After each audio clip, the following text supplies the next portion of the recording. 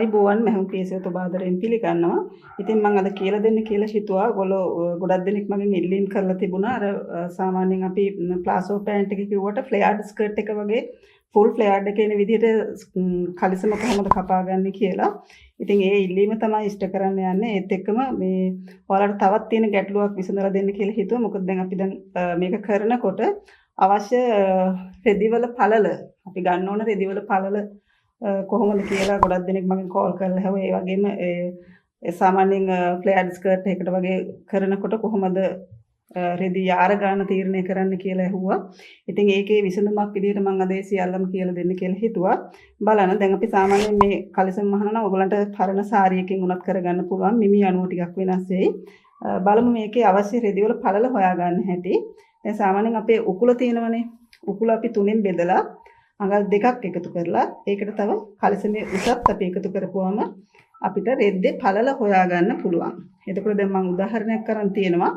උකුල 42ක් කෙනෙකුට රෙදිවල පළල අනිවාර්යයෙන්ම 54ට වැඩි වෙන්න ඕනේ. ඒ කියන්නේ සාමාන්‍යයෙන් 60 පළල රෙද්දක් තමයි අපි එතකොට ගන්න ඕනේ.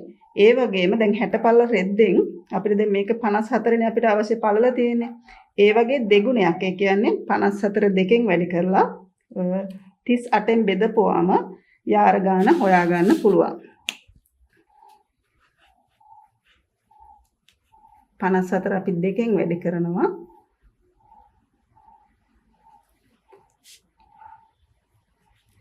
එතකොට එන්නේ 108ක්.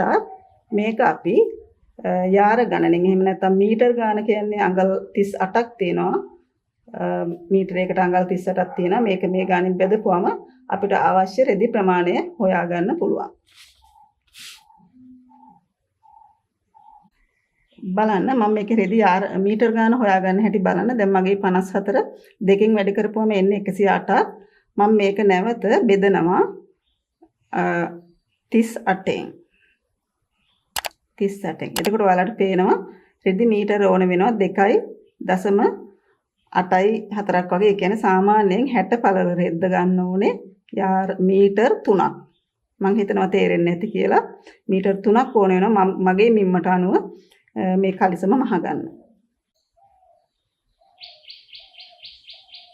ඉතින් අවශ්‍ය රෙදි ප්‍රමාණය සහ රෙදිවල පළලයි ඔක්කොම හොයාගත්තා. ඊට පස්සේ දැන් මේ සම්පූර්ණ රෙදි ප්‍රමාණය අරගෙන මම පොලේක පෙන්නන්න ඔයගලන්ට පැහැදිලි වෙන්න ඕන නිසා මේ රෙද්ද කරත් මේ විදිහටමයි රෙද්දෙත් අපි අඳගන්නේ. එතකොට අපි මේක රෙද්ද දෙකට නමා ගත්තා වෙනද වගේම. මෙතන මම රෙද්දි කොටස දෙකට නමලා තියෙන්නේ. ඊට පස්සේ මම මෙන්න මෙතන ඉඳන් නැම්ම මුදුනේ ඉඳන් පහළට ලකුණු කරලා තියෙනවා. උකුල් වටමින්ම තුනෙන් බෙදලා අඟල් දෙකක් එකතු කරලා එන උත්තරේ. මම මේක පොලේ නිසා මම සෙන්ටිමීටර වලින් අරගෙන තියෙනවා. මෙහෙම ලකුණු කරගෙන යන්න උකුල් වටමින්ම තුනෙන් බෙදලා අඟල් දෙකක් එකතු කරලා එන උත්තරේ තමයි මේක වටේට මම ලකුණු කරගෙන යන්නේ.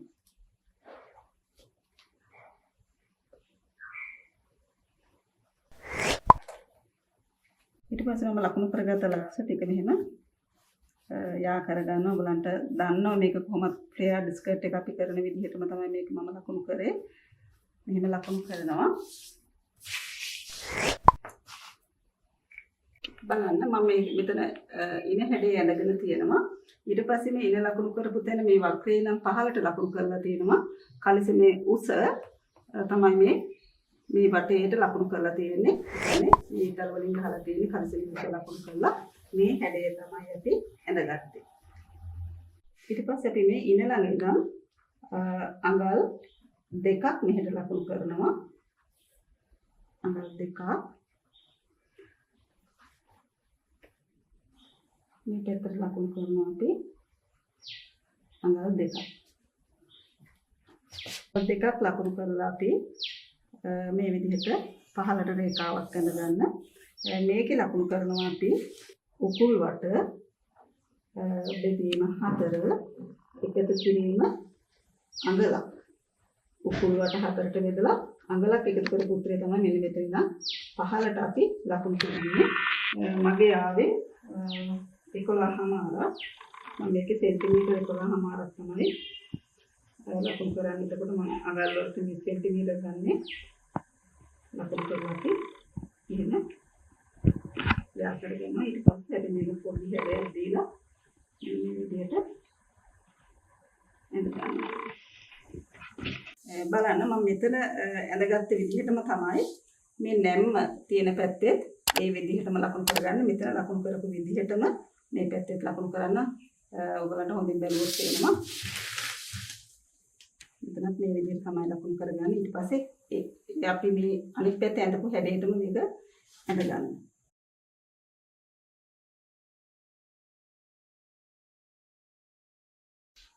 මෙන්න මේ විදිහට තියෙන ඊට පස්සේ අපිට තියෙන වෙනද වගේම මේ කරු දෙක මුට්ටු කරගන්නවා. ඊට පස්සේ බලන්න මෙහෙම තියෙන්නේ මේ කරු දෙක මුට්ටු කරගන්නවා අපි ඉස්සෙල්ලම. අපි මේකට තව ඉනේ කියන්නේ මේ ප්‍රමාණයට ඉනේ තියෙන ප්‍රමාණයටම බෑන්ඩ් එකක් කපලා ගන්න ඕනේ. අපි බලමු ඒක හෙල්ලේ කපලා මහගන්නේ කොහොමද කියලා. බලන්න මෙන්න මේ විදිහට තමයි අපේ කලිසමේ මෙතන තියෙනවා. ඔයගලන්ට මේක සාමාන්‍ය මේ හතරෙන් එකක් තමයි මෙතන තියෙන්නේ.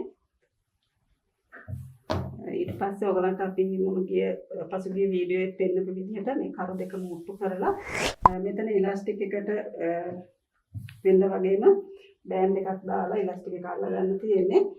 ඉලාස්ටික් එක කපා ගන්න හැටි කොහොමද කියලා අහලා තිබුණා මගෙන්. දැන් සාමාන්‍යයෙන් ඊන මිම්මට වඩා ඉලාස්ටික් එක ගන්න අඟල් 4ක් අඩුවට. ඊට පස්සේ අපි ප්ලේයර් ස්කර්ට් එක මෙහුවා වගේ තමයි යට මේ කොටසේ වාටිය මහ ගන්න තියෙන්නේ. බලමු අපි මේක කරගන්න හැටි කෙටියෙන්. බලන්න මේ කරුව මුට්ටු කරලා ඔලොක් කරගන්න කරු දෙකම මම මේ කරු දෙක මුට්ටු කරා. මේ කරුවත් මුට්ටු කරලා ඊට පස්සේ අපි මේක කලිසම මහනවා වගේ මේක අපි මේ දෙක එකට කරලා වෙන්ද වගේම අපිට මහ ගන්න පුළුවන්. වලට පැහැදිලි ඇති මෙන්න මෙහෙම දිගේම මහන්න. මහලා මේකේ වාටියත් මහ ගන්න. බලන්න මේකේ අපි දැන් ඊනට බෑන්ඩ් එකේ ප්‍රමාණය කපා ගන්න යන්නේ මේකේ දුර මනින්න. එතකොට මෙතන 20ක් තියෙනවා.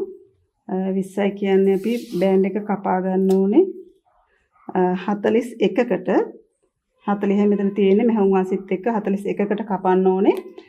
පළල වෙන්න ඕනේ අඟල් 3ක්. ඒ කියන්නේ අඟලක ඉලාස්ටික් එකක් අපි දාන්න. ඒක නිසා පටිය කපා ගන්න අඟල් 41යි දිග පළල අඟල් 3ක් වෙන්න කපලා වෙනද වගේම මේකට ඉලාස්ටික් එක දාගන්න පුළුවන්. අපි මහගත්ත කලිසම මේ විදිහට තමයි තියෙන්නේ. ඉතින් ගොඩක් පහසුයි. වැඩි වෙලාවක් යන්නේ නැහැ මේක මහ ගන්න. බලන්න මේකේ ලස්සන ප්ලේයර් හැඩයක් තියෙනවා. මේ විදිහට ගොඩක් ප්ලේයර් හැඩයක් තියෙනවා. ගොඩක් ලස්සනයි. ස්කර්ට් එකක් වගේ තමයි බැලුවමට පේන්නේ. නමුත් මේක කලිසමක් විදිහට තමයි මහලා තියෙන්නේ. ඉතින් අද වීඩියෝ එකේ ඔයාලට මොන හරි ගැටලු තියෙනවා නම් මට කෝල් කරන්න. ඒ වගේම යාළුවන්ට බලන්න මගේ වීඩියෝ එක ෂෙයා කරන්නත් අමතක කරන්න එපා. තවත් මෙවැනිම පාඩමකින් අපි හමු වෙමු. ආයුබෝවන්.